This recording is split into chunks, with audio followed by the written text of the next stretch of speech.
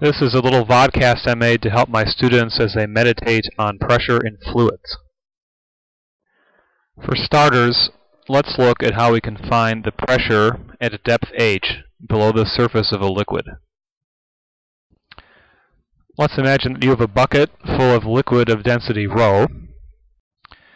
Let's also imagine that we have a little cylinder of that liquid which begins at the top of the liquid surface and goes to a depth of h, and we'll also imagine that that cylinder has a cross-sectional area of A.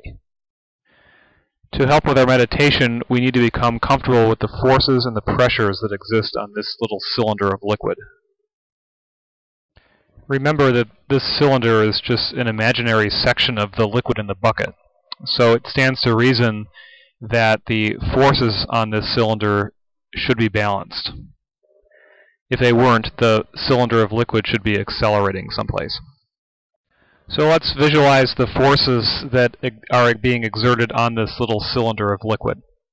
Whatever is above the liquid, that is, probably the atmosphere, is pressing down on the cylinder with a force F and a pressure.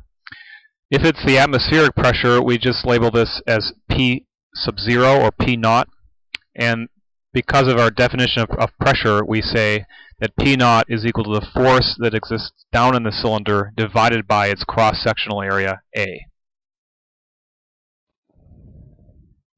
Now we can move to the bottom of the cylinder, and we've seen evidence that the water at the bottom of the cylinder exerts an upward force, which we can note as F sub up. And this upward force has a pressure, which according to the definition of pressure is equivalent to F sub up over A. So we know that for this imaginary cylinder of liquid, the upward forces on the cylinder must balance the downward ones. So we can express this mathematically using our familiar notation. Sigma F sub y is equal to 0, which means the sum of the forces in the y direction is equal to 0. And this means that the forces F sub up are equivalent to those F sub down. The forces exerted in the upward direction is that from the water at the bottom of the cylinder. And if you look at what we did before, that force is equivalent to the pressure exerted at the bottom of the cylinder times the cross-sectional area A. As for the downward forces, we have not just one, but two. The first of them is the pressure from the atmosphere at the top of the cylinder. And if you go back and look what we said before, this force is equal to P naught times A. The second downward force is the weight of the liquid inside the cylinder itself, or mg. So that gives us our third line of math there. P times A is equal to P naught times A plus mg. The next step is to realize that the mass of the fluid inside the cylinder, using our density equation, is equivalent to ρ times V. And so our fourth line, PA equals P naught A plus ρ VG. So the last step for us is to divide everything through by the cross-sectional area A.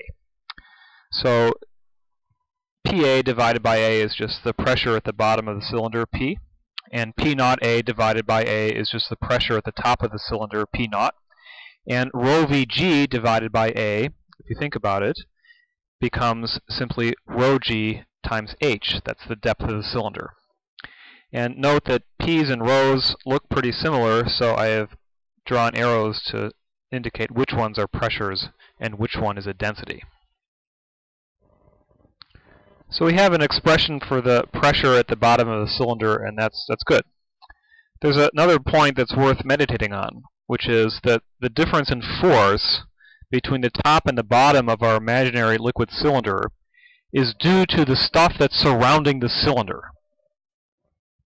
In this case, because the cylinder is made of the same liquid as the surrounding fluid, this difference in force is equivalent to the weight of the fluid inside the cylinder. So let's see if we can apply this understanding in some increasingly powerful contexts. Imagine that you have a rectangular prism. And the prism is pretty big. It has a dimension of 1 meter by 1 meter by 3 meters.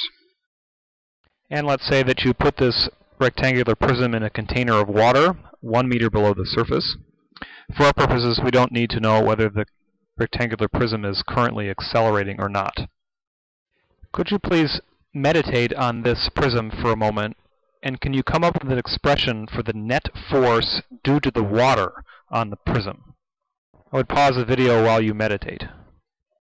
Well, let's start by employing our previous expression. The pressure at the top of the prism is equal to the atmospheric pressure plus the pressure from the water above the prism.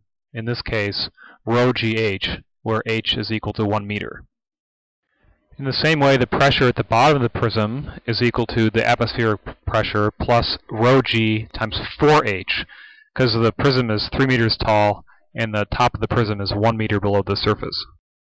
So the difference in pressure, maybe it's not a good idea to call it net pressure because pressure is not a vector, but in any event, the difference in pressure is rho g times 3h.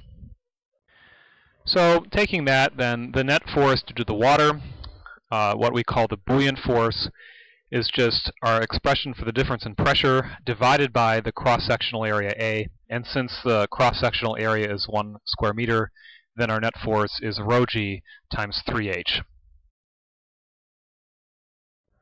I think it's really important to meditate on this stuff and follow it through step by step instead of just watching the video straight through or just sleeping. Here's why. Did you catch the error on the last slide? So here's the corrected slide. The error had to do with the relationship between pressure, force, and area.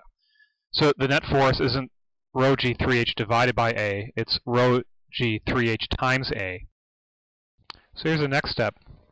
Would the expression for net force change if the prism were rotated 90 degrees at the same depth of 1 meter? Could you show the math?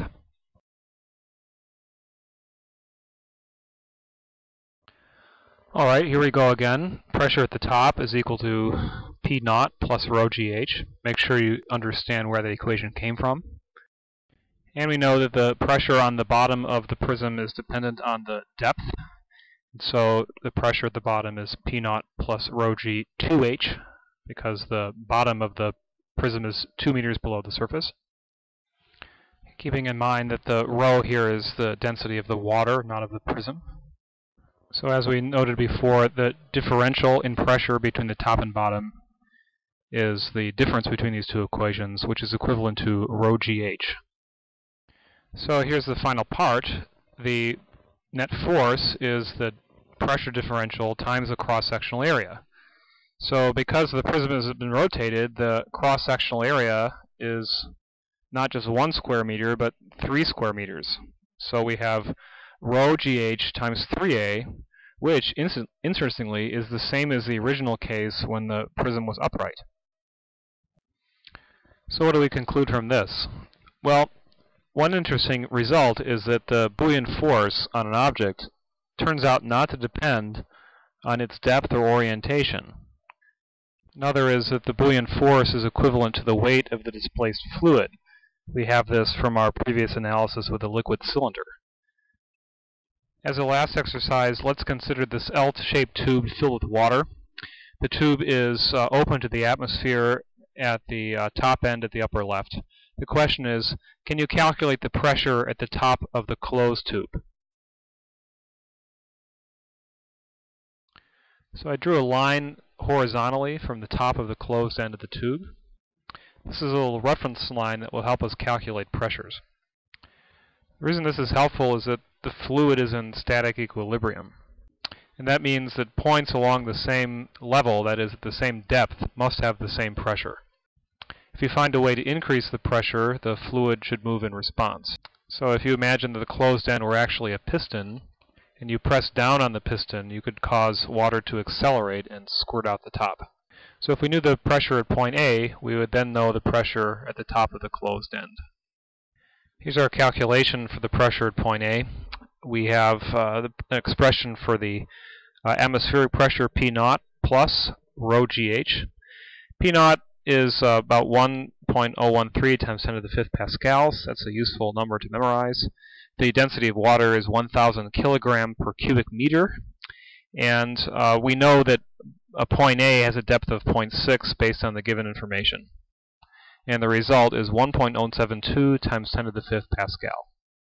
So now you can meditate on this kind of physics next time you take a bath. Thanks for watching.